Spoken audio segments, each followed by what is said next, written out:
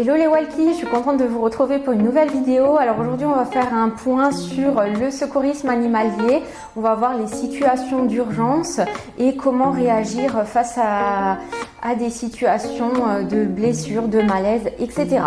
Donc tout d'abord l'essentiel c'est d'agir rapidement et efficacement en cas d'accident et de malaise. Donc pourquoi? Pour que les chances de survie de l'animal avant l'arrivée du vétérinaire soient les plus importantes. Alors qu'est-ce que le secourisme animalier? Donc c'est un ensemble de gestes qu'on va voir pour secourir l'animal blessé ou qui a fait un malaise suite à plusieurs situations. Donc ces situations d'urgence, on va rencontrer par exemple l'étouffement, donc comment bien manœuvrer la méthode Amlich sur l'animal.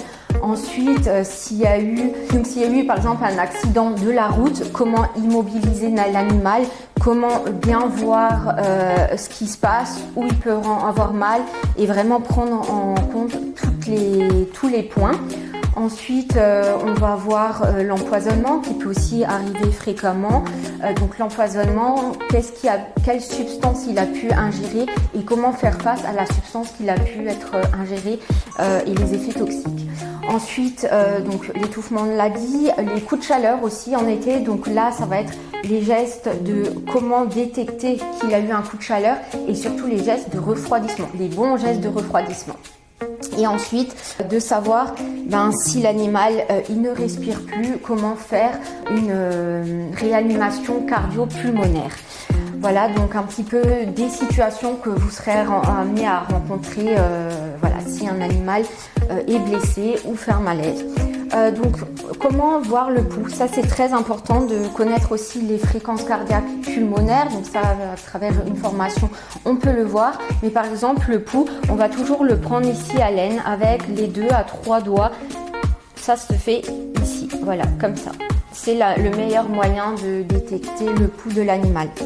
Et comment réagir? Donc à ce moment-là, ça va être de rester calme. Alors c'est très difficile, je le conçois, de rester calme à ce moment-là, mais c'est aussi de rester calme, ça veut dire que vous allez aborder en fait tous les points pour ne pas mettre l'animal en danger et de bien prendre en compte ses besoins. Ensuite, ça va être la rapidité, donc de toujours avoir en fait chez vous une trousse de secours. Donc déjà préparée à l'avance. Les ciseaux, on ne les prend pas pour la couture, pour l'animal, etc. Non, c'est vraiment une boîte dédiée et qui n'est pas du fouillis autour. Donc qu'elle soit vraiment bien accessible. Ça, c'est très important. Et en même temps, donc s'il y a besoin par exemple de faire un massage cardiaque, etc., c'est de téléphoner en même temps à la clinique vétérinaire ou aux urgences animalières. Voilà, j'espère que cette vidéo vous a plu. N'hésitez pas du coup à nous suivre rapidement parce qu'on va proposer ces formations. Alors pourquoi ces formations? C'est important pour vous de rapidement soutenir, sécuriser, protéger votre animal face au danger. Et c'est votre responsabilité aussi de son bien-être et de le protéger en tant que propriétaire. Voilà, je vous dis à très bientôt. Merci de me suivre. Allez, au revoir.